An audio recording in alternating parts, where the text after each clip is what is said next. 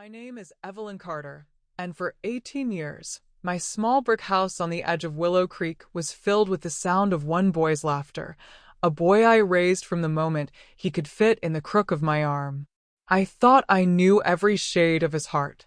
I thought I had earned a place in it. But the morning after his birthday, I walked into my quiet kitchen and found a folded piece of paper sitting beside the bowl of oatmeal I made him every day before school. One look at the handwriting, and my knees almost gave out. I stood there in my faded blue robe, listening to the old ceiling fan click overhead, reading words that didn't sound like him at all, words that felt planted, rehearsed, sharpened to cut. Something inside me broke, but something else woke up. Because if there's one thing I've learned at 68, it's that truth doesn't stay buried forever. And the deeper someone hides it, the louder it returns. This story is how everything in my life unraveled, and how I quietly stitched myself back together. The house smelled like cinnamon, and the little soap I used for everything, laundry, dishes, my hands. It was the same smell it always was in the mornings, the kind of small, ordinary thing that makes you think the world is steady, even when it isn't. I had lived in this brick house on Willow Creek long enough to know every squeak in the porch steps, every way the light slid across the kitchen table at different times of year. I could find my way from the back door to the pantry with the lights off. I could tell you if the old clock on the mantel had run fast or slow without looking at it. That kind of knowing about a place settles into you like the pattern of a favorite quilt. It becomes part of how you remember yourself. Malik used to fill this house with sound. He had a laugh that moved like a song, high and easy, and he would sing to himself when he did chores, or when he was doing homework he didn't want to do. I could hear him on the stairs and know whether he was in trouble or not. I knew which cereal box he would choose when he was nervous, the one with the faded cartoon lion, and I knew how he liked his oatmeal, which is how I found the bowl I left out that morning. It was a small habit, but habits add up. They are the scaffolding of family life. 17 years of scaffolding. 17 years of late-night stories and morning sandwiches wrapped in wax paper. 17 years of him falling asleep on the couch after football practice and me tucking a crocheted blanket over his knees, the one I had made the winter his mother died. I had made that blanket stitch by stitch, more out of muscle memory than anything, because when she died I didn't know what else to do with my hands. I have a lot of stitches in me, that blanket, and we fit together. People ask sometimes why I stayed, why I raised my grandson when his father was so quick to remarry and move on. It's easy to ask from the outside. It's different when the child is in your arms and no one else will take care of him. Malik's mother had been my boy's first music teacher, his quiet encourager, the one who folded little notes into his lunch boxes and hid stickers in his pockets. When she was gone, I couldn't stop holding the pieces. I didn't mean to be heroic. I just kept doing the next thing as mothers and grandmothers do. You keep doing the next thing because you love the child who breathes in the same house. Over the years, things softened and hardened in ways I didn't always notice. There were Sunday dinners with my son, Thomas, where we argued about television and bills and whose turn it was to take Malik to practice. There were quiet afternoons when we'd sit on the back steps and peel peaches and talk about nothing at all. But then Thomas married Tanya, and the house shifted like a picture nudged on a wall. It wasn't dramatic at first. It was the small, deliberate movements, a new set of dishes left in the cabinet that didn't match ours, a throw pillow with a pattern that said, "This is mine now." Tanya moved into our family the way a winter wind takes over a porch, gradual, steady, and then you wake up and realize you've been shivering for days. I tried to be kind to her. I remember the first time I made her lemon pound cake. It was a hot summer day, and she had just come back from work, and I wanted her to know there was a place at this table for her. I watched her take a slice and smile with the kind of practiced smile people use when they plan their words. She complimented the cake and then asked me, casually, if I ever thought about downsizing, about simplifying my life. It was the sort of question that dressed itself up as concern. I told her I liked my house. I liked the way the light came through the kitchen window at noon. She laughed softly and said, "Oh, Evelyn, things change.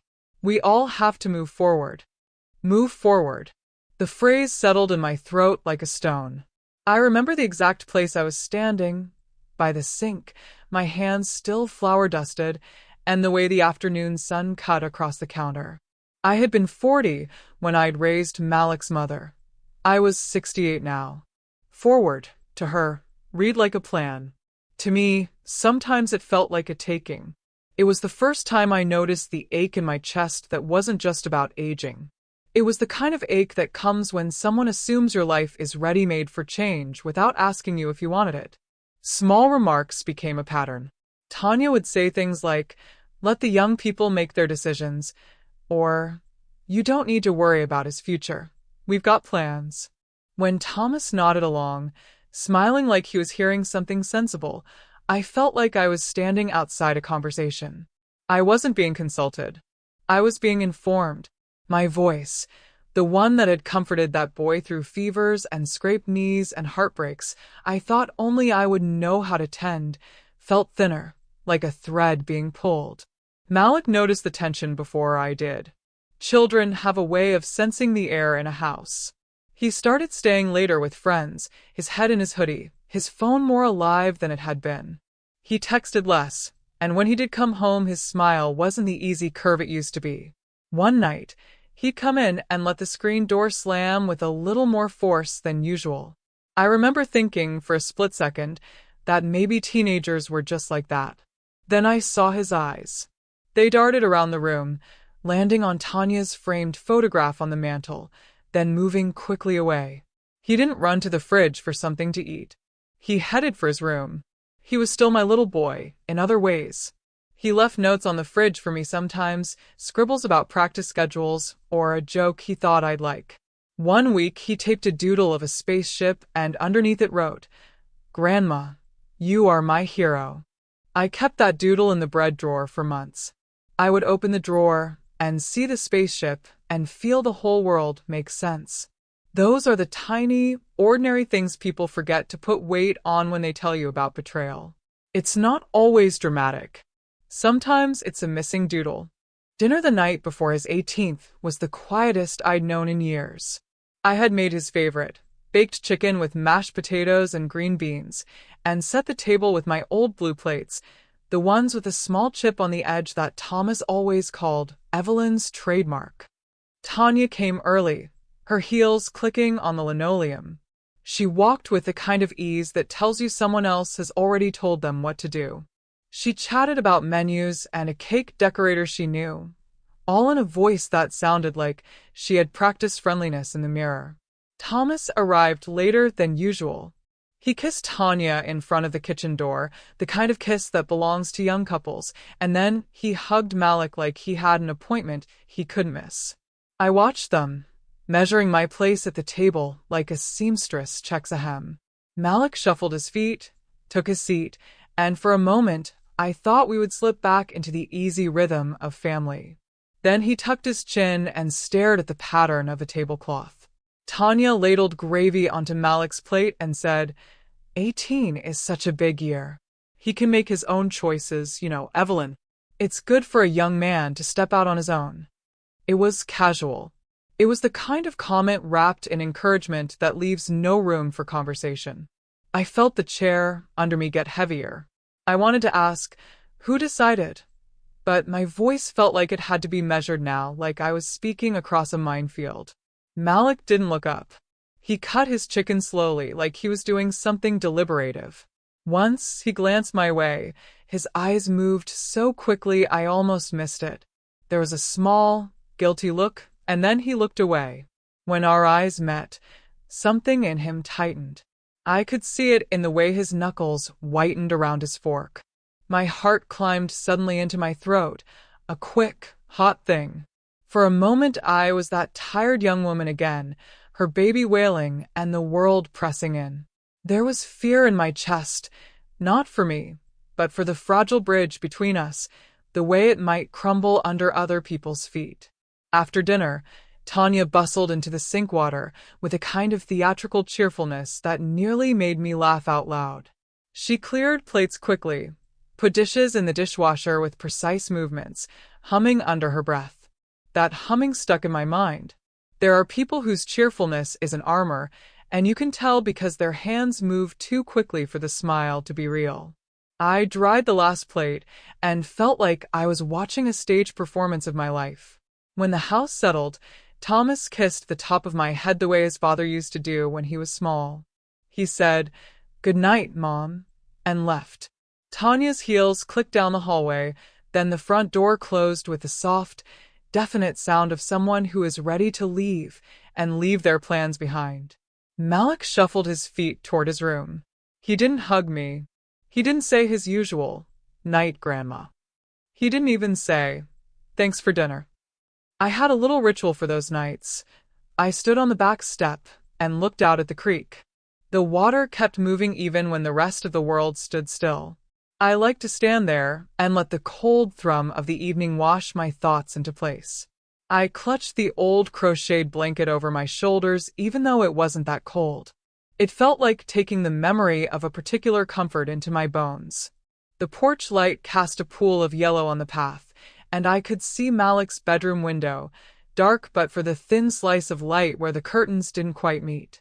He had always been a quiet child at night, talking into the darkness to himself sometimes when he was nervous. I could hear soft footsteps on the stairs, and then the staccato of the radio in his room, his preferred late-night companion, tuned low, the static, like the edge of a different world.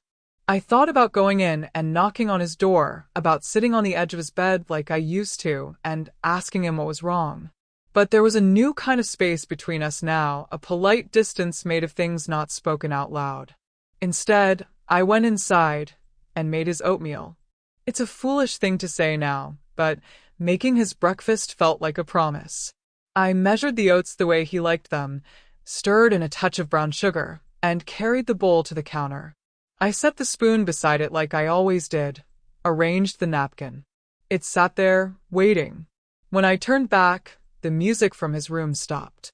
Silence is heavier than any noise. I felt it in my chest like the hush before a storm. At the table, the bowl looked small and vulnerable. I ran my thumb along the rim and thought about all the mornings I'd done this, all the school lunches and bus stops and band practices. I thought about the spot on the mantel where Malik's baby picture had always lived and where Tanya had placed a new photograph, a portrait of the three of them at a recent picnic, sunburned smiles, a caption that read, "Family." I had rearranged it once to make room for one of my old family pictures, and she had, without a word, moved mine to the side like it didn't belong. I washed the spoon and put it back in the drawer where the spaceship doodle hid in the bread box. I put the blanket over the back of the chair and walked to the sink. Everything in me wanted to know how to fix it, to put back whatever had come loose. There were the small, known things I could do, like fixing a loose hinge or patching a hole in a shirt. But this was a different kind of break, one that didn't have a seam you could stitch. That night, Malik came to dinner late, his back slightly hunched, as if he were carrying the whole day on his shoulders. He sat down and avoided looking at me. I watched him as he ate in silence, each bite measured, his hands steady, but his eyes unreadable. The television murmured quietly in the other room. Tanya chatted once or twice about a cake design, and Thomas laughed in that easy way men laugh when they don't want to notice the edge in a conversation. When he stood up to clear his plate, our hands brushed briefly over the rim. It was a touch so small it might have been nothing, a passing of the salt shaker or a rearrangement of the napkin. But the air between us tingled in a way I haven't felt since he was small and afraid of thunder. His eyes didn't meet mine. He moved past me toward the staircase, and for a second I wanted to call his name, to catch him in the doorway and ask him to stay. To tell him about the spaceship doodle in the bread box. To tell him that no matter what anyone else said, his grandmother's house would always have a light on for him. Instead, he climbed the steps and disappeared into his room. The screen door at the back clicked shut softly. The house exhaled. I stood there, fingers resting on the groove of the door frame, and felt the world tilt a little. The ceiling fan clicked in its slow, familiar rhythm. The oven clock ticked. Outside, the creek kept moving, the water indifferent to what we decide is important. I made the bed in his room the way I always did, smoothing the blanket and folding the corner back. I left the small spaceship doodle in the bread drawer, where only I would find it in the morning. I sat on the edge of his bed for a moment, and the room smelled like his cologne and a faint echo of the song he used to hum. My hands settled on the patchwork of the blanket, and I listened for the sound of him breathing, an old reassurance. He was breathing evenly, but his chest rose with a certain stiffness. I swallowed the lump in my throat and rose quietly, walking back down the hall toward the kitchen. The oatmeal sat where I'd left it, now cold. I put it in the sink and set the spoon on the counter.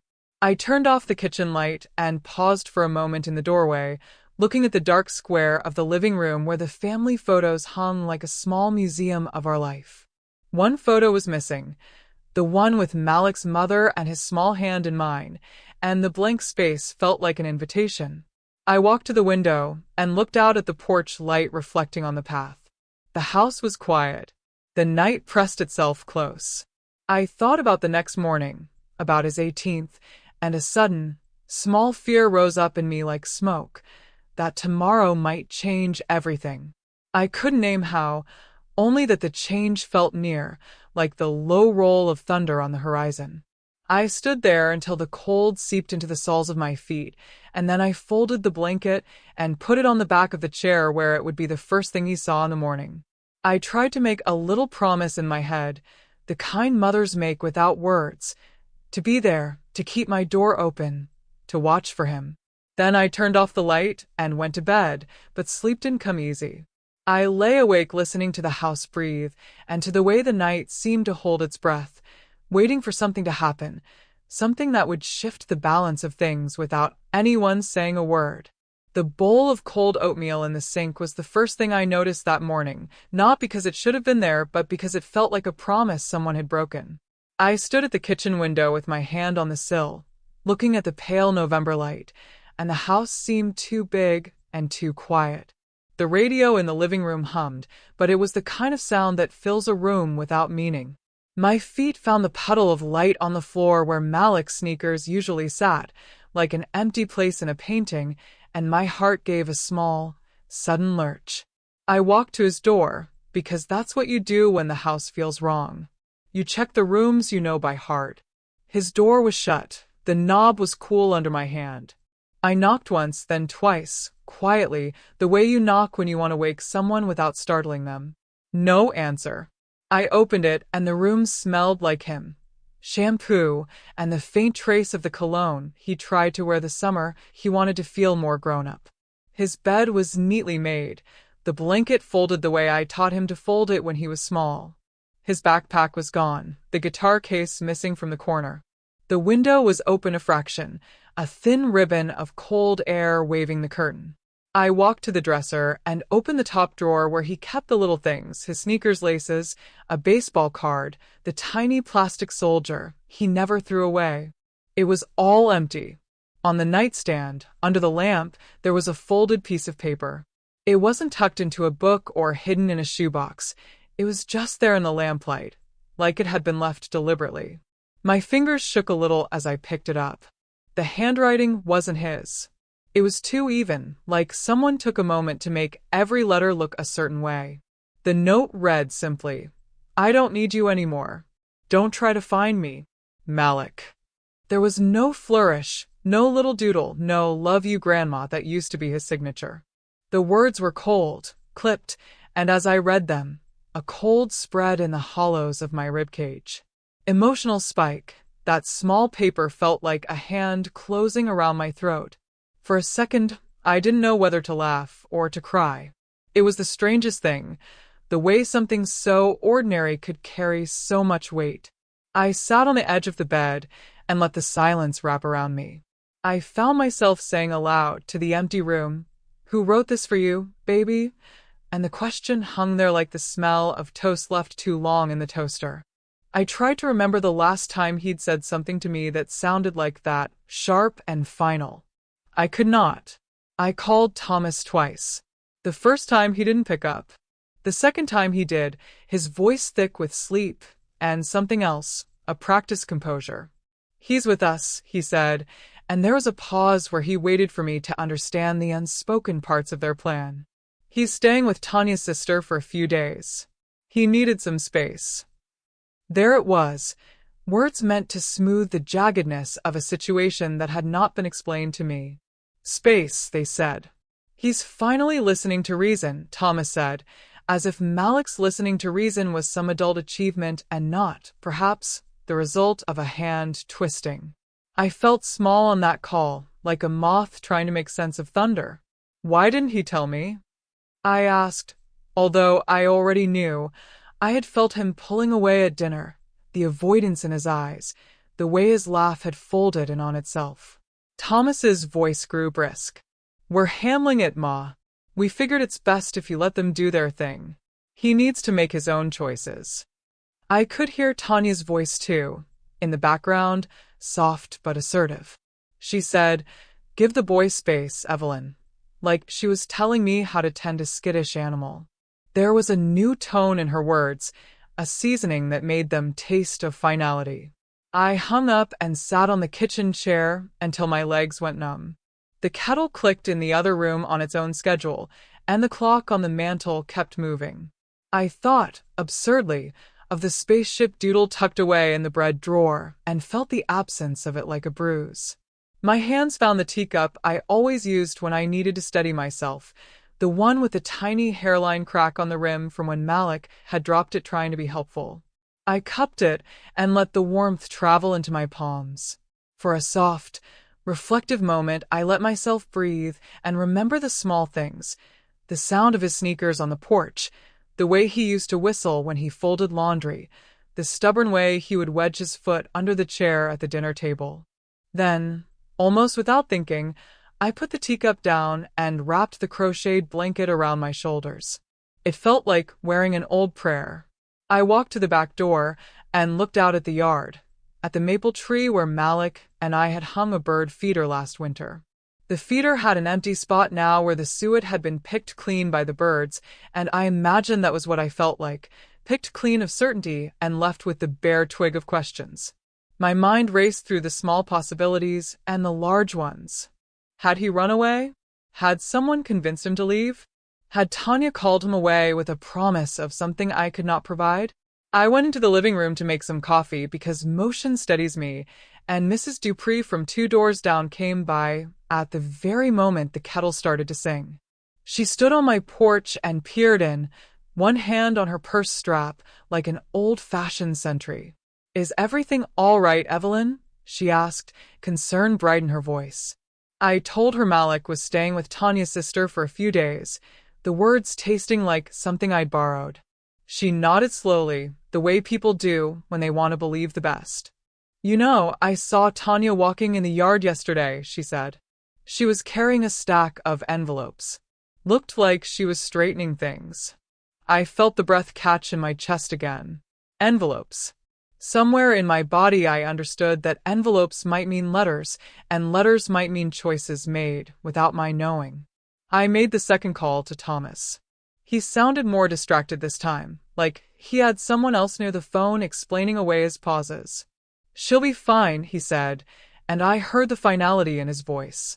Finality is its own kind of cruelty. I asked him, carefully, "Did Malik leave this note?"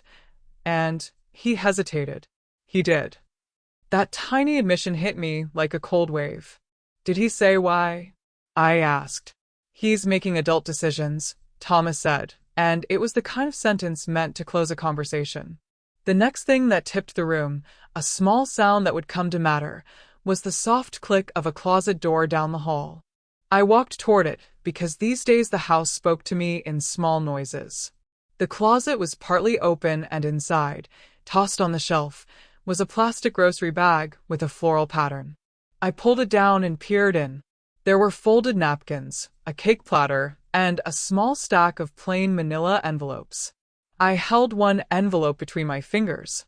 It was unmarked, and when I touched it I felt a smell, faint and familiar, paper, and a trace of perfume that reminded me of the way Tanya smelled during Sunday visits, jasmine and that citrus hand cream she used. A subtle suspense beat. I set the envelopes back in the bag and leaned against the wall, suddenly aware of the way the wood grain felt under my palm. The house, which had been simply quiet, now seemed to hold a secret like a letter in its ribs. I slid the closet door closed and tried to convince myself it was nothing, that maybe Tanya was planning a party and had bought supplies. But the paper left a print on my fingers like an accusation. My mind crawled back to dinner. The way Tanya's voice had said, "Give the boy space," as though the boy belonged to a plan I was not invited to. What would you have done in my place? I asked the empty house, because when you speak to the place where you spend your days, the answers come slow and honest. I thought about calling Malik's friends, about driving to the sisters' house myself and asking, tearing up the smooth face of that space they kept talking about. I thought about going straight to the school and asking the counselor for help, about putting up flyers, about letting the police know a child was missing. But something in me, maybe prudence, maybe the residue of all the times I'd been told to keep peace, held me back from immediate, frantic action. Instead, I set the teacup down, folded the crocheted blanket across the arm of the couch, and put the envelopes back where I had found them. I paced the kitchen floor with my slippered feet, touching the edge of the table, running my fingertips along the wood where the varnish had worn thin. I called Malik's name soft and low, like a prayer. No answer.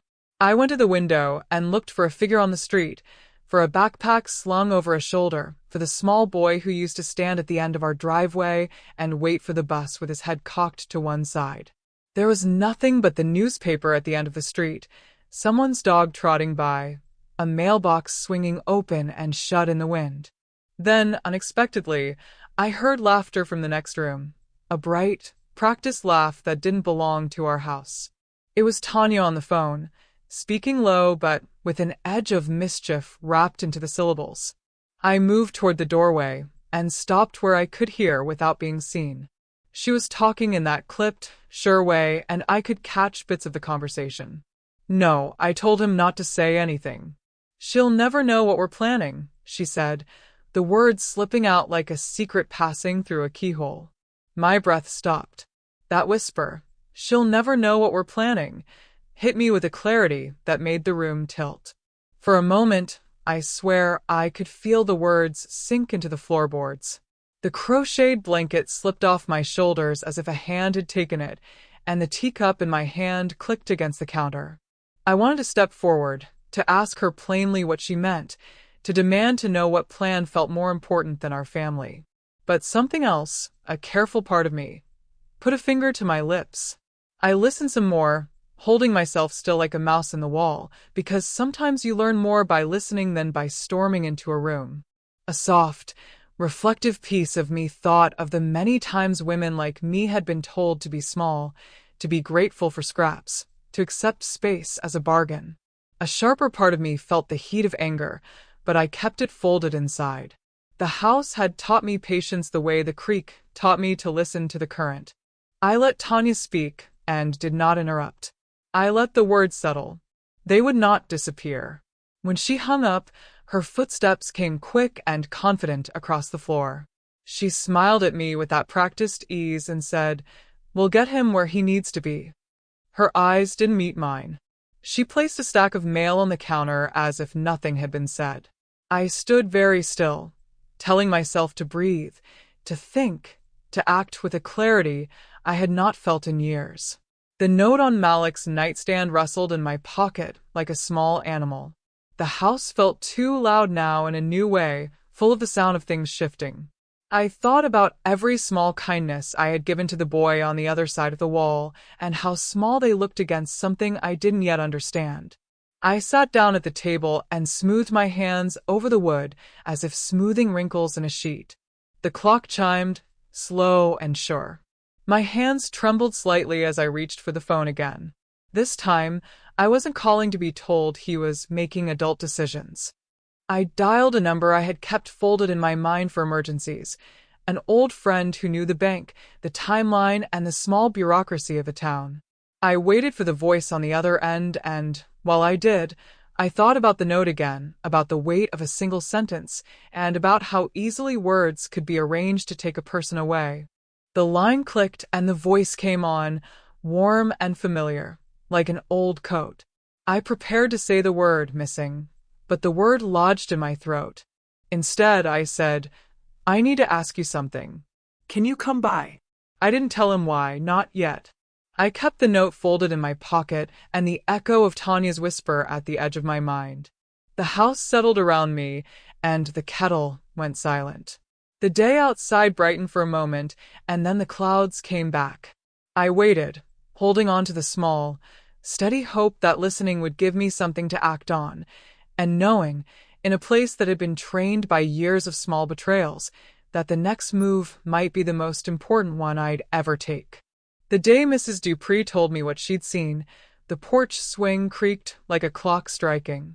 She had come by with a pie she swore was nothing fancy and smiled at me from the sunlit step like she always did, then lowered her voice until it was the soft, companionable tone neighbors use when they are trying to be gentle and honest at the same time. "I passed Tanya in the alley the other day," she said, offering the pie as if it were a peace offering and confession wrapped together. Carrying a stack of mail. Looked like she was straightening things. I waved, and she kept her head down. Didn't even answer me. She wrapped her hand around the pie plate like it was a talisman. "Thought you ought to know."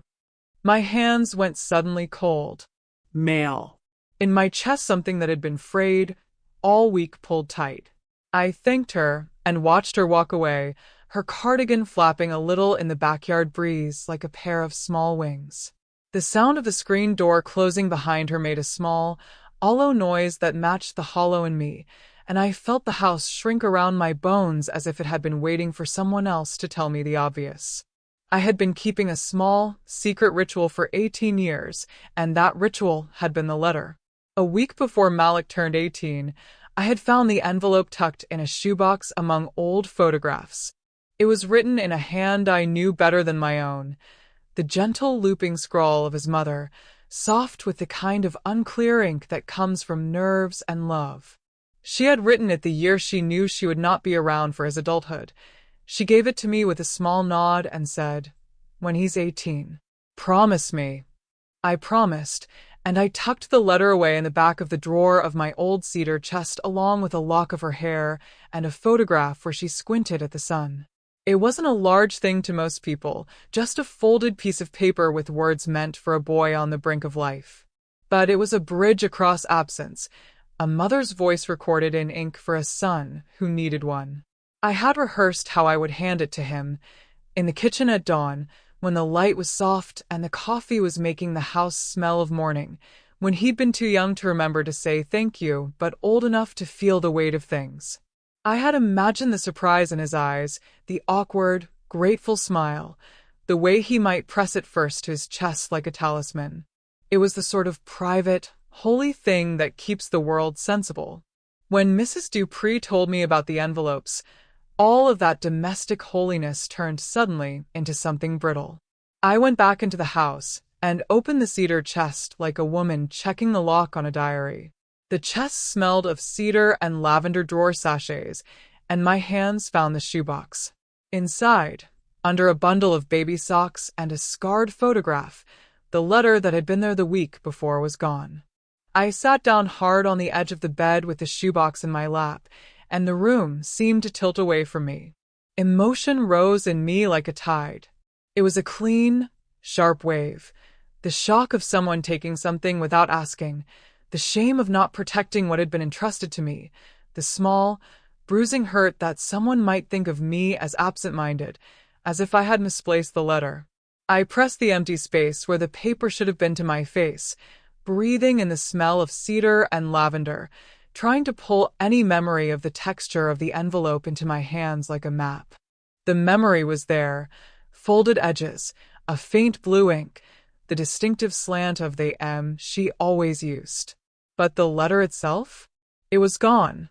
In the days after Malik left, I had told myself 1,000 gentler possibilities. Perhaps Malik had taken it with him. Perhaps he had packed it in a bag for a friend. Perhaps he wanted privacy. But now, with Mrs. Dupree's observation about envelopes, those options seemed thin as tissue. I had left the letter with the intention of giving it myself, not as an afterthought, not as something that might be intercepted by someone who liked to move other people's lives around the way they moved pillows on a couch. I called Thomas again. His voice was cooler this time, shorter. "Must be a mistake, Ma. We'll sort it out," he said.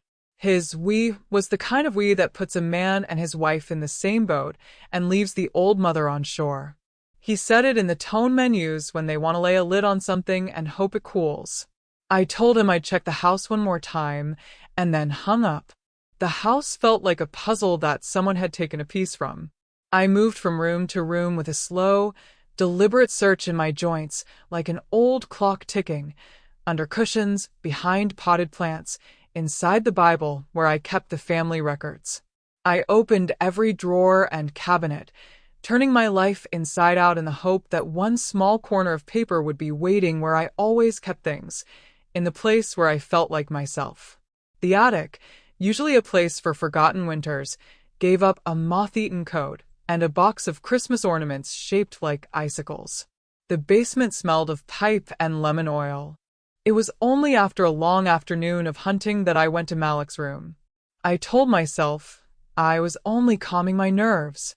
I told myself that perhaps, exhausted and emotional, I would find the letter folded under a pillow or tucked into a book. I knocked on the door and entered like someone stepping into a church. The room looked much the same as a week ago. The poster of the old jazz singer he loved, the band stickers on the guitar case, the little shelf where he kept his coins. But the small things were off. The bookshelf had been rearranged. The picture of him and his mother, the one where they were both laughing with their mouths open wide, was pushed to the back. A small, cold pressure gathered in my chest. I crawled to the bed and peered under it, because that's where children hide things they are ashamed of and where secrets often fall, small items that tumble off nightstands and out of pockets and land in the dust. My hand brushed against a plastic matchbox containing a single, bent paperclip. Next to it, something pale caught the light and made my stomach drop like a dropped stone. It looked like a torn corner of paper, the kind of tear that makes a neat letter into something ragged. I pulled it out slowly. The edge was jagged, as if someone had ripped the envelope in frustration or haste. A smudge of dark blue ink marked the corner, and on the inside of that little scrap I could see the faint impression of a fingerprint. My breath left me in a small whoosh. There, in my hand, was the proof that the letter had not been lost to forgetfulness. It had been opened and then discarded like a thing that had served its new purpose. A spike of something hot and fierce ran through me, anger wrapped around grief. Whoever had read her words, whoever had chosen which pieces of her voice to give and which to hide, had the power to change the way Malik would hear his mother. Someone had decided, with a smug, quiet authority, to edit a mother's last wishes. The thought of it made my hands tremble. I could imagine the slow, clinical removal of a page, the cutting of meaning like someone trimming a photograph. It felt like theft, not of objects but of memory itself. I sat back on my heels and pressed the torn corner to my lips for a moment, the way one presses a relic to the heart. The paper was warm from my touch and smelled faintly of the dust in the carpet. I thought of the little ritual the mother and I had kept, the way she had tucked the letter into my hand with such tenderness that I had felt the pulse of the world steady out. The idea that someone had picked up that pulse and squeezed it into a new rhythm without our permission was unbearable. A reflective moment slid into my mind like a cool hand. I remember when Malik's mother and I would sit at this very kitchen table and talk about how we would tell him things when he was old enough. We would make small promises to each other, that we'd tell him about where he came from, about the silly nicknames his father had for him, about the song his mother hummed when she was nervous. Those were not big things, not by the world's standards, but they were whole. Because of that letter, We had aimed to offer him a steadiness in the drift of his life. Someone had taken that steadiness and folded it into something else. A subtle suspense beat. I folded the torn corner into the palm of my hand and held it up to the light, looking for any more clues. There was a faint postmark on the back of the scrap, smudged and partial, the kind the post office uses to mark dates. I could make out the month July, but not the year. That made me think of the time his mother had written it. As soon as she was convinced she couldn't stay, she had written it down. The partial postmark felt like a finger pointing at a missing part of a story. I thought about Tanya buying envelopes, about the stack found in the closet, about the smell of jasmine and citrus that had trailed her. A small, cunning part of me wanted to confront her then and there, to walk into the kitchen and demand the letter back, to call her out for moving through our lives like someone rearranging furniture. The same part knew the danger in leaping. You can make a scene and scare people away from the truth. Or you can sit, patient as a watchman, and let the other person reveal themselves. So, I did neither. I set the torn corner carefully on the nightstand, where it looked fragile and ridiculous, and smoothed my palm over the top of the blanket, as if smoothing the map of the day. I took the shoebox out of the cedar chest and set it on the bed beside me and opened it again, searching for anything else that might have been moved. The lock of hair was still there, coiled in an envelope that smelled faintly of lavender. The photograph where she squinted at the sun was still tucked in the corner. But the main thing was not there. The missing letter was like the missing stitch in a quilt. Once you notice it, the whole pattern looks different. On the bedside table, the small spaceship doodle I had kept in the bread drawer looked like a relic of another life. I picked it up and thought about hiding something for a child to find later, about how sometimes protection is what makes theft possible. That thought is a cruel one, and I shut it away. I had raised my grandson to have a certain faith in the goodness of people, and I couldn't let that faith be eaten away by the cleverness of someone who thought her plans were kinder than the ties of blood. I rose and put the shoebox back in the cedar chest, leaving the torn corner on the nightstand like a breadcrumb trail. I closed Malik's door gently and moved down the hall toward the living room. The afternoon light slanted across the rug, making gold patches that looked almost like coins. I made tea without thinking, my hands going through the motions, and I sat with a cup between my palms like a small, sober chalice. I dialed a number I've kept close to my heart for years, the friend who once worked at the post office and knew how letters moved, and who might remember a face that pawed through our mail. As the phone rang, the house seemed to hold its breath. The kettle outside whistled softly as if it, too, were waiting for someone to answer for us. I put the receiver to my ear and listened for a voice that might help me make sense of a puzzle that had been tampered with. The line clicked and a familiar voice came on warm and sharp, ready to help. I placed the torn corner carefully beside the phone. It sat there, a little jagged moon of paper, catching the light, and my heart thudded with a new, steady rhythm. This was not just a missing letter. It might be the piece that tells us what kind of people live in our house. The nights after I found that torn corner of paper were long and thin. I walked the house like someone learning the layout again, tracing the familiar paths with my feet so the rooms wouldn't feel like strangers. I would sit at the kitchen table and let the lamp make a pool of light over the mail and the shoebox and the things I had been carrying for years, running my fingers along the edges of old envelopes until the shapes felt less sharp. Sleep came in small pieces, a nap folded into the afternoon, a fitful hour before dawn. When the house sighed with the early morning, I'd get up and make coffee and pretend the day was only beginning. In those mornings my hands did honest work, folding laundry, sweeping crumbs, and that work quieted the small storm that had begun to live behind my ribs. I started pulling out boxes I hadn't opened in a long time. You find a lot about yourself when you start doing that. Receipts for a vacation you forgot you took, photographs that make your face look younger, and a little bolder, letters in a hand that makes your chest ache in a good way. The cedar chest was the first, then the trunk in the attic that smelled like old cedar and rain. I found Malik's baby blanket folded small, still warm with a memory of his small body. I found the little astronaut toy he had loved and the spatulas I used for pancake sundaes. The physical things were a kind of map for the life I had been living with him, patterns of small kindnesses that, laid end to end, had held us both up. When I opened the box of important papers, the ones I kept in a banker's envelope in the top of my closet, I expected to find safe things: birth certificates, a copy of Malik's vaccination records, the insurance paperwork that was good until the end of the year. What I did not expect was the stack of bank statements at the bottom, neat monthly records and envelopes labeled with the stubborn handwriting of a woman who thinks in careful ledgers. I had handled these myself once or twice a year, paying bills, depositing a check, making sure the college fund, the fund Malik's mother and I set up when he was little, had the steady drip it would need someday.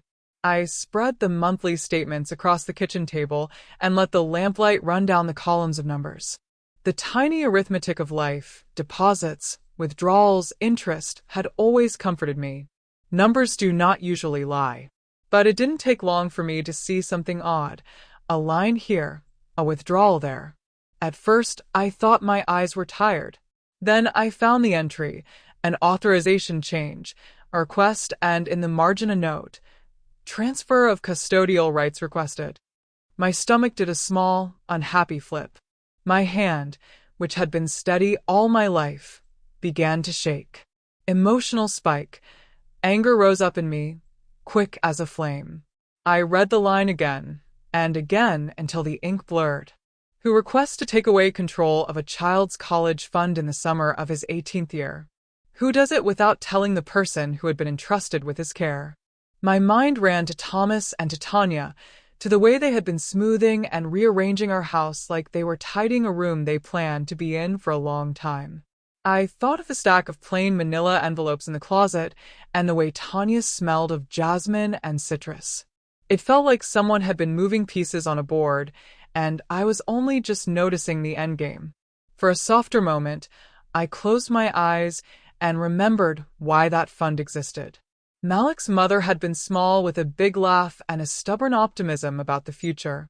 We had both put money in that account whenever we could, a little from holiday gifts, a few dollars from babysitting jobs, a little left over from a tax return. It had been a promise we made to each other, not with fanfare but with quiet, practical tenderness. We did not have much, but we had enough to say, "I will take care of this for him." Opening those statements felt like reading the story of our promise. I called Linda, the woman who had helped me set the account up at the local credit union years ago. Linda and I had been in each other's lives through more small crises than I can list: a broken fence, a last-minute funeral meal, a dog that wouldn't stop barking. She had the sort of patience the world could be measured by, and a memory like a ledger. When I told her I needed to come by, she said, "Come now. Don't wait." Her voice had an edge that made me glad I had called. Her office at the credit union smelled like perfume and paper and the faint tang of coffee. She wore her hair in its usual tight twist and a simple gold chain that liked to flash when she leaned over the counter. She greeted me with a small, surprised laugh, like someone who hadn't expected to see me wearing that particular worry. We sat at a small table by the window, the kind that catches dust in a certain honest way, and I set the stack of statements down between us. Linda flipped through them with the practitioner's eye I trusted. She didn't exclaim or make a dramatic show of it. She simply hummed and followed the lines. Then her fingers paused. She pointed to an entry and said, quietly, "This is new." She pushed a small black pen toward me, the one with a chewed cap she always carried, and tapped the page. "Someone filed a request to change the custodial rights on this account," she said. "And it wasn't you." A subtle suspense beat. I felt something cold climb up my spine. "Who?" I asked, and my voice sounded small in the room. Linda's expression folded in on itself as she considered what to say. "There's a form here," she said finally, "and it has a signature we can compare. But I'll be honest with you, Evelyn, whoever submitted it used the account number and some identifying info. It looks like whoever did it had access to other personal papers, enough to make it look legitimate. My hands clenched the paper. I remembered Tom's old desk drawer that always had loose receipts and the shoebox with the letter and the manila envelopes in the closet. The realization spread out like a map. Someone had been collecting the puzzle pieces, the kind that sit in drawers and closets and diaries, and using them to make a different picture. If that wasn't theft, it was the next best thing. They were taking custody of Malik's future in the name of paperwork.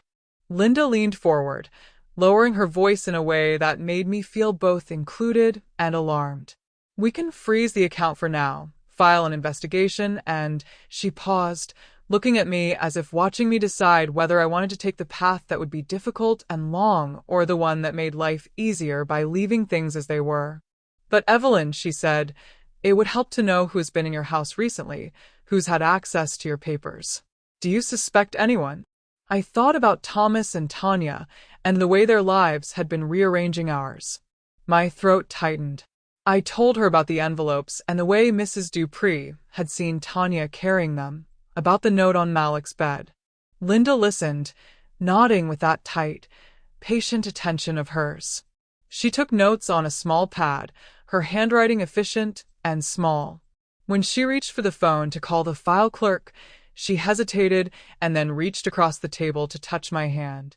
"This is a serious thing," she said softly. "And I don't want you to feel like you're being left out of the loop. We have ways of tracking where requests come from, IP addresses, the handwriting on forms, the notary stamps. If someone forged a change, we will find the trails." Her voice was steady, and in that steadiness, I felt a small, warming edge of hope. But then she slid a small paper across to me, and I saw the line that made my heart fall into a small, cold pool. "Request for transfer of custodial rights, submitted." The name attached was not mine. The signature did not look like my hand.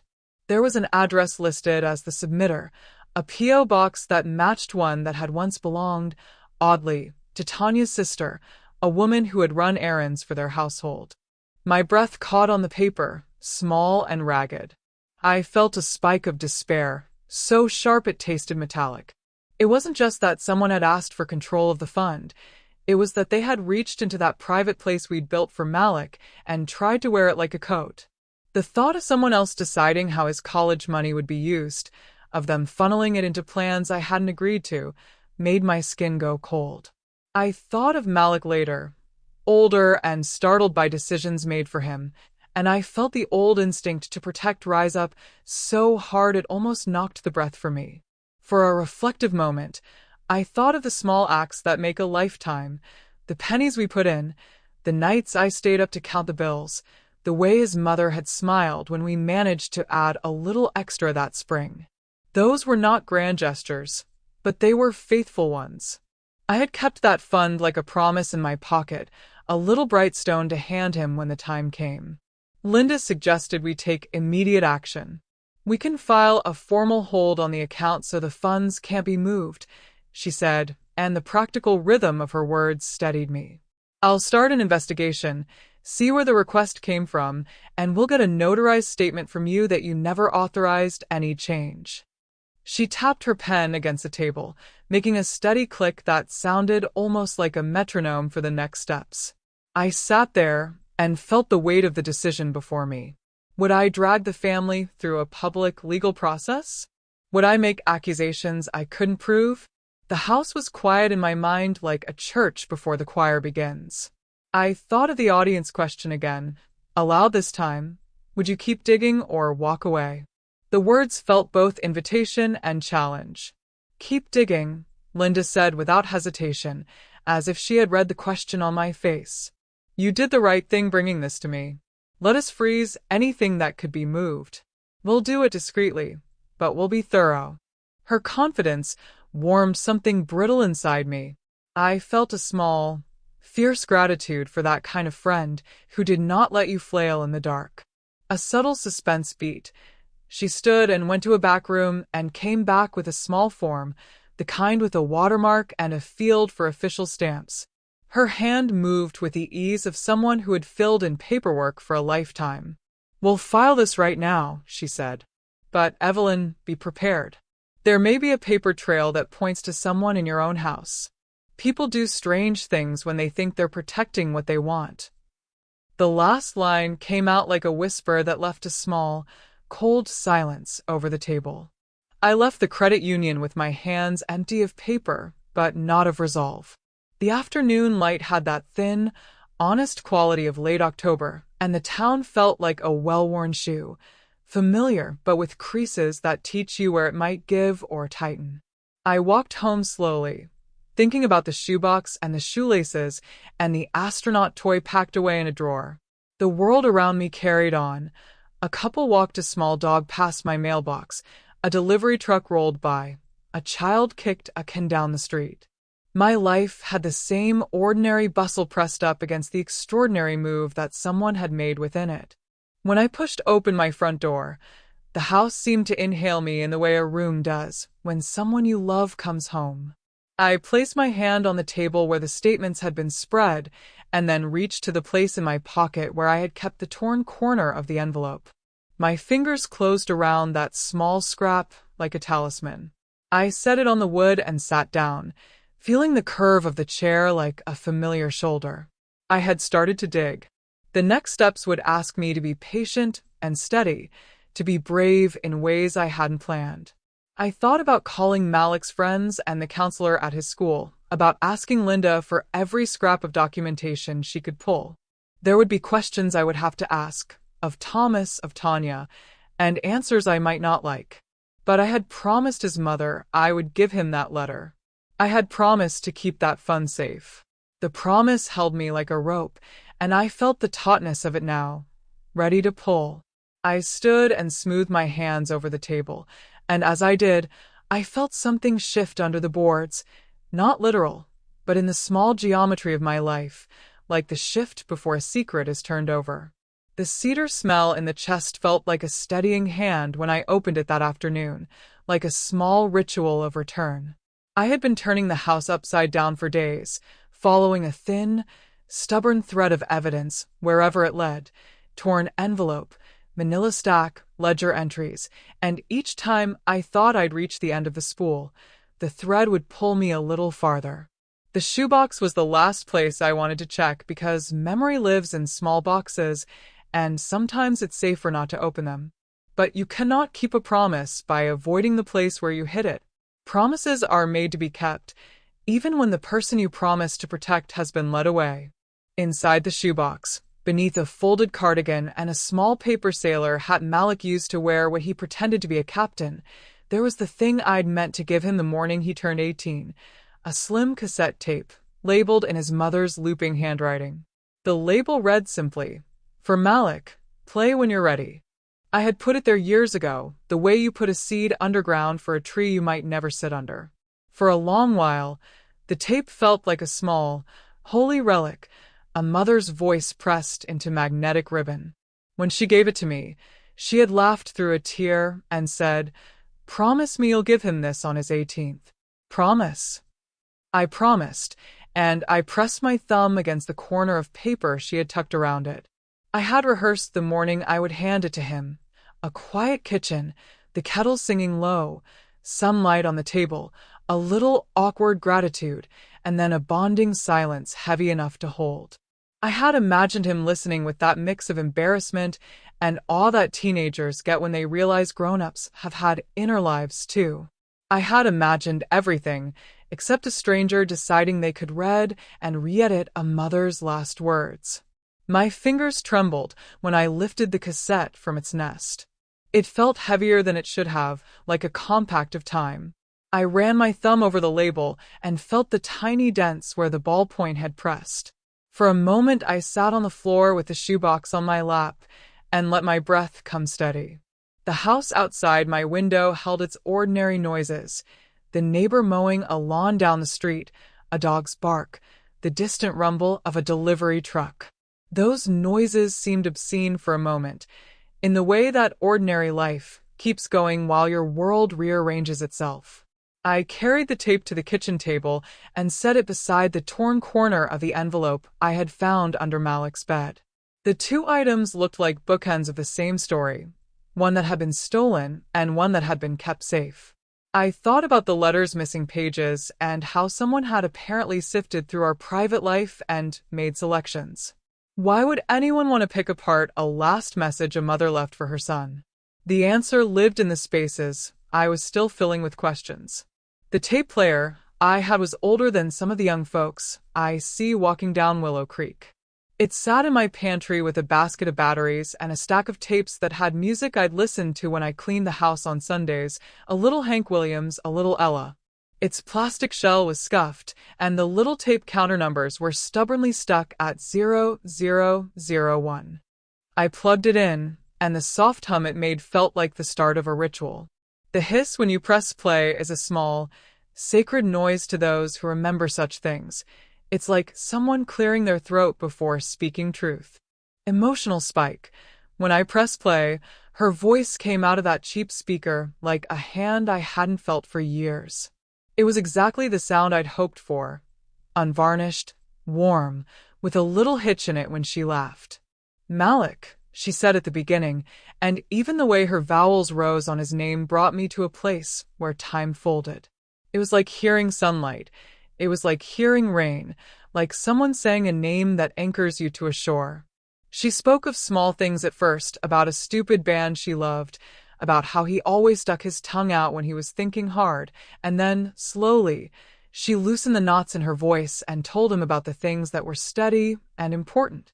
She told him about the day his father came through the door like a wind, and about the sound of his lullaby, and about where she kept her jewelry box, a detail she joked about so he would remember. She told him things that felt like instructions in the softest sense: who to call if the car broke down, where the spare key lived, how to make his favorite casserole if anyone ever needed the comfort of a familiar meal. She told him things you could call practical and things you could call love. But then, lower, with an intake of breath that seemed to be holding something larger, she said, "If you're listening to this, my son, trust your grandmother." The room seemed to tilt. I pressed the pause button with the urgency of someone who had smelled smoke. I could feel my heart beating in a way that felt like a child's hammering against the ribs. The cassette player's little lights blinked red in the dim kitchen like embers. I let the line breathe inside me for a long time, as if any motion would make the sound evaporate. Trust your grandmother. The sentence was small, plain, and it felt like an anchor thrown out in a storm. A soft, reflective moment followed as I sat there with that voice in my ears. I remembered the woman who had slipped the tape into my hands.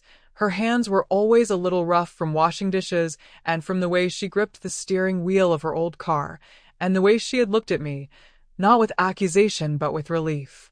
There are gestures in life that are shorthand for everything. The way a mother grips your hand when she means you to keep something safe.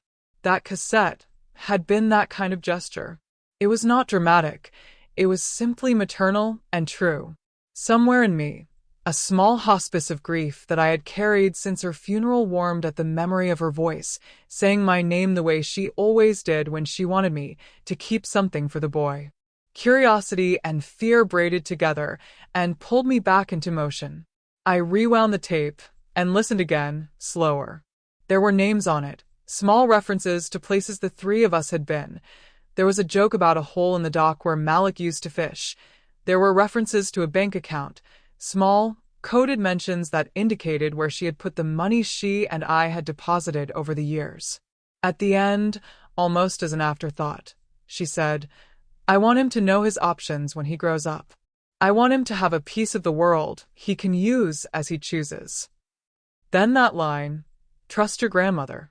My throat tightened with a combination of relief and a terrible new dread.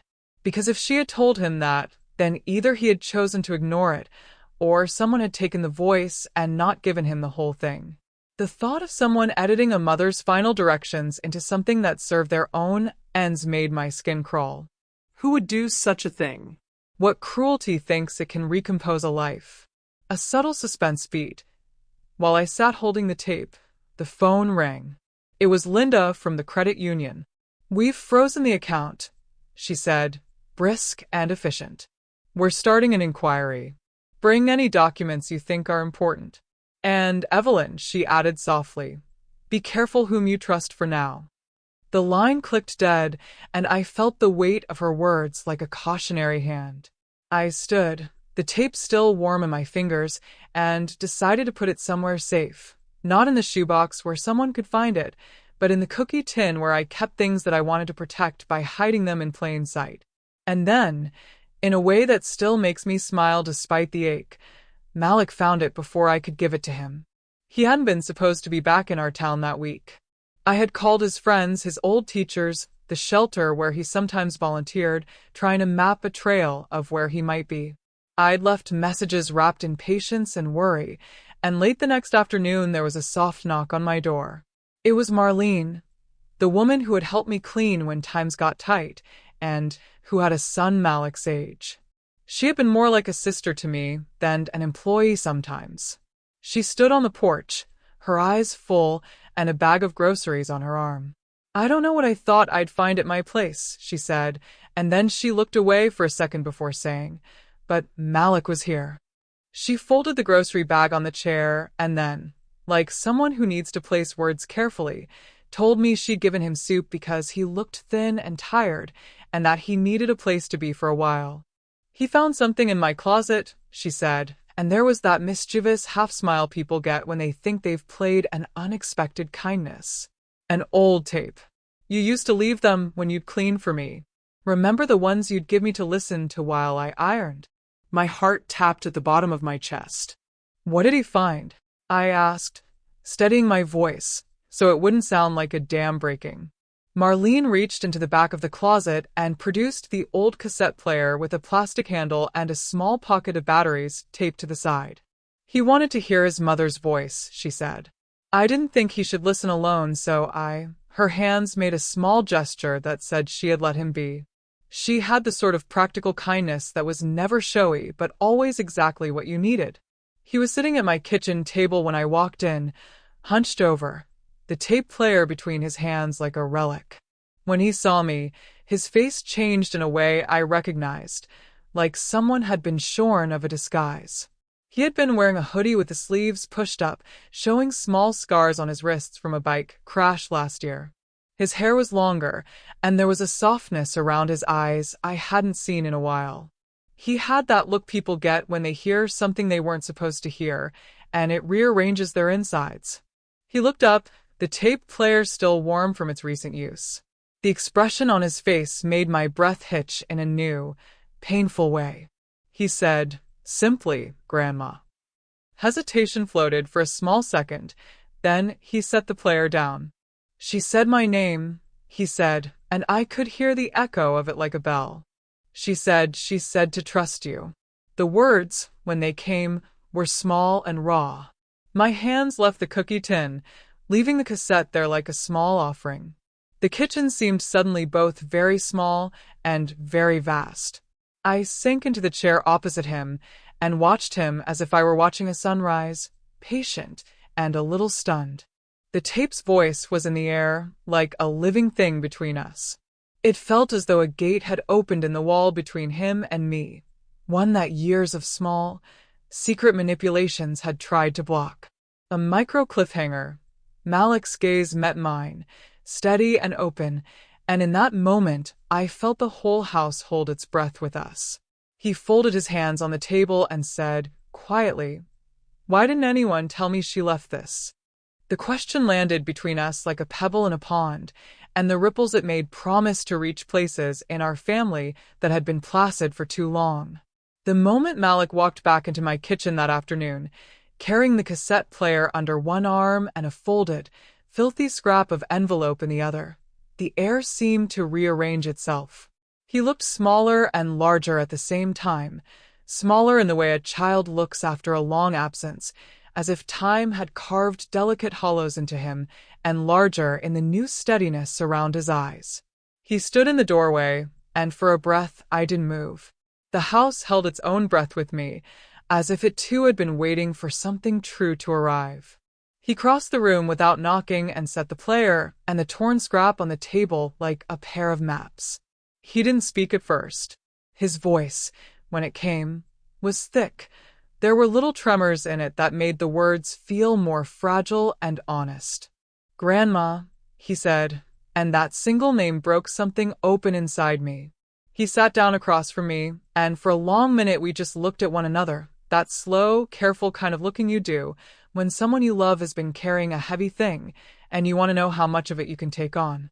He told me, halting at first, and then in a rush, about Marlene finding him, about the tape, about how he'd sat there with the little player in his hands and listened to his mother's voice like it was the first rainfall in a drought. He told me how the words had landed inside him the way a stone lands in still water, making rings that reached places that had been dry for years. He told me how the tape had finished and how a single line, "Trust your grandmother," had dropped into him and made the rest of the week make less sense. When he held up the torn scrap, the jagged edge looked like a wound. He ran his thumb along the ragged paper, eyes never leaving mine. "She meant for me to have this," he whispered. "She meant for you to give it to me. Where did it go? Who took it?" That question hung in the air like a bell. I could feel the weight of it rest in my chest the way a prayer rests in a palm. I told him what I knew in the simplest way I could. I told him about the envelopes, about Mrs. Dupree's watchful eyes, about the manila stack in the closet, about the entry on the bank statement where custodial rights had been requested. I told him about Linda at the credit union and the freeze we'd put on the account. I didn't raise my voice. I tried to speak as if we were folding a blanket, slowly and with care, so the edges would line up right. There was no point in fury that would only make him flinch. What mattered to me was clarity and the slow reclaiming of what had been taken. As I spoke, he picked up the cassette player and set it beside the torn scrap, then reached into his pocket and pulled out a small, crumpled receipt. It was a copy of a notary stamp, a little square of officialness that had the same P.O. box listed as the transfer request Linda had shown me. He'd found it in the trash at Tanya's sister's house, where he'd been staying. He'd been careful, he said, because one of the reasons he'd left was that he felt things were changing too quickly around him, and he wanted to see what parts were his and what parts had been decided for him. He inhaled, like someone drawing a line to steady himself, and then he said, slowly, "I don't understand why they would do this." "Why would they?" He stopped, his hands fisted on the table. "Why would they take what was meant for me?" That question was not simply about money. It was about being seen and respected, and about the cruelty of having your history edited without your consent. I felt the hot rise of it in me too, that angry, animal part that wants to fix wrongs with a single, loud hammer. But the quieter part, the part that had lived through enough to know the cost of rage, took over. I let the quiet do the work. We made a plan together, quietly and precisely. Linda at the credit union had already begun the paperwork to block any change in the account. She had traced the submission, found fingerprints that didn't match mine, and located the P.O. box. The investigator she'd tapped had asked for our patience, but also for any additional pieces of evidence we might find. I told Malik I'd call the investigator and arrange to bring the cassette and the torn scrap in as physical objects. They might help prove what had been done. He wanted to go with me, to face the people who had done this. I told him we would do it together, but we would do it sensibly. When Thomas came to the house that evening, his face carried an awkwardness I had not seen in him before. He was a good man in many ways, but he had been caught between the gravity of his new marriage and the memory of the family he'd come from. I could see the shift under his skin, the part of him that wanted to avoid conflict, and the part that knew he could not ignore what had happened. He sat down at the kitchen table as if the weight of the room had magnetized him to that one chair and listened. I didn't shout. I didn't throw the torn envelope across the table. Instead, I placed the cassette on the table between us, and I put the scrap beside it like a tiny truth. I told him, plainly, what we had discovered. I told him about Linda's findings in the P.O. box, and I watched the color drain from his face. For a moment, he looked like a man who had been asleep and was just now waking to what had been done in his name. "I didn't know," he said, low. There was a way that sentence can mean many things, and I listened to it with a steady heart. "I didn't know she'd do such a thing. I thought. He stopped again because words can sometimes be knives and sometimes be ointments. He admitted that Tanya had been insistent about making sure things were arranged, and that he'd been proud when the paperwork was filed because it felt like adulthood. He had not looked past the paperwork to see who had filled in the blanks. The parting that followed was not melodramatic. There were no slammed doors or screaming matches. The legal steps we took were patient and firm. Linda put holds on accounts, filed formal disputes, and sent legal notices. The investigator from the credit union traced the request back to the P.O. box and a chain of notary attestations that, when examined, showed signs of tampering. A lawyer we consulted wrote a letter that was precise and cold. It named the documents and demanded they be returned, and required the notary to verify identities. When Tanya finally sat with us in my living room, it was not because she burst through the door in rage, but because the presence of the law and the certainty of our evidence had made avoidance impossible. She tried to explain herself, thin rationales about helping Malik see the world, about wanting to protect him, about thinking she was doing what was best. Her words were soft and practiced. She looked at Malik as if she expected forgiveness to be instantaneous. But for once, the people who had told her tidings of convenience had to answer to facts. The confrontation was neither violent nor glamorous. It was a plain, legal parsing of documents and motives. Linda, and the investigator, and the lawyer laid out the timeline. There were questions about signatures and about the notary who had attested to them. There were admissions that were small and telling, a changed entry here, a mistyped name there. The credit union restored the custodial rights to the account on the basis of our evidence. They reversed the transfer request and returned the fund to the place it had always been intended to live. It felt, in that bureaucratic way, like a righting of a wrong. But the restoration of money is not the same as the mending of a heart. Malik and I sat in the kitchen after the meetings and talked about the things that matter more: trust, memory, and the soft fact of being seen. He told me how the tape had opened things in him, questions he had been too afraid to ask, and a sadness he had been carrying that he hadn't labeled. We both stared, in that quiet way, at the torn scrap that had been recovered, as if looking at it might stitch the jaggedness back together. The small acts that followed were the real repair. He began to come home for dinners again, slow at first, then more often. He started to sleep in his old room some nights and spend afternoons helping me fix the fence that had leaned from last winter's storms. He laughed in the kitchen the way he used to, a little tentative, but it was laughter all the same. There were consequences, gentle and stern. Tanya was asked to move out for a while. The specifics were practical and legal, framed to protect Malik and to give all involved space to think. Thomas had to reckon with what it means to let someone else reconfigure your family's affairs without asking the people who had been there longer. He apologized to me in a way that was slow and honest. He did not ask me to forget. He set about trying to make amends in small, steady ways. As for me, I did not trumpet a grand victory. Quiet justice is not about spectacle. It is about the steady correction of what was bent. I chose calm because I had learned the power of quiet endurance. I let the documents and the clarity of truth speak for me. I listened when people tried to tell me how to feel, and I responded with a steadiness that surprised even me.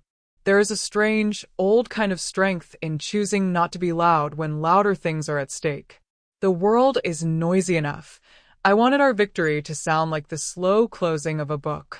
One evening, weeks after the legal papers were filed and the credit union had confirmed the account was safe once more, Malik came into the kitchen with a mug of cocoa in each hand. He sat by me on the back steps and handed me the mug as if we were reinstating a ritual. The porch light cast a soft circle around our knees, and the creek murmured in the background like an old, familiar broadcast. He leaned his shoulder against mine, and for a little while we sat in companionable silence. He said simply, "Thank you for waiting." I thought about all the ways I had waited, with patience, with anger folded into quiet, and how waiting is not always passive. Sometimes it is a form of watching, a way of preserving a place until the truth has room to find its way back. In the months that followed, life settled into a new study. Malik returned to school part-time and started a night course in audio engineering, partly because of the tape and partly because he'd realized he liked the idea of working with sound. He came home most nights, his backpack slung over one shoulder, and sometimes he would pick the guitar up and play a slow, familiar tune. We hung the old photograph of him and his mother back on the mantel, and this time it remained center stage. The house felt whole again, not because nothing had happened, but because the things that mattered most had been returned and respected. There is a small, ordinary moment I keep in my pocket like a coin. One morning, while he was making coffee, Malik walked over to the cedar chest and took out the shoebox. He paused over it like someone taking a small oath, then pulled the cassette from inside and sat at the table with it. He looked up at me and said, softly, "I want to listen to it again." We pressed play and let his mother's voice fill the room, not as an edit of a life, but as part of it, whole and raw and true. He closed his eyes, and I could see the years slide back from his face for a moment, and then he opened them and smiled in the small, shy way he used to when he'd caught me watching him. In the end, I learned that quiet justice often looks like patience holding a place until truth can find a path back. I didn't need to shout to be heard. I didn't need to break things to make a point. I let the evidence be my voice and the law be the instrument that returned what was taken. There was no glorious reveal on a courthouse lawn, no dramatic turning of the tables. There was only a steady, sure reclaiming of what was rightfully ours, and the soft mending of a boy who had been pulled between narratives. The night Malik moved back in for good, I tucked the crocheted blanket around his shoulders like I used to when he fell asleep on the couch. He looked up at me, tired and a little wiser, and I whispered, as my mother whispered to me once, "Some bonds bend. Ours didn't break." He drifted to sleep with the tape player on the end table, a small, steady hum like white noise against the quiet. If this story touched you, leave a like and consider subscribing. You can also drop a single word in the comments. Maybe tell me where you're watching from or what time it is right now. Sometimes one word is enough to say you were here.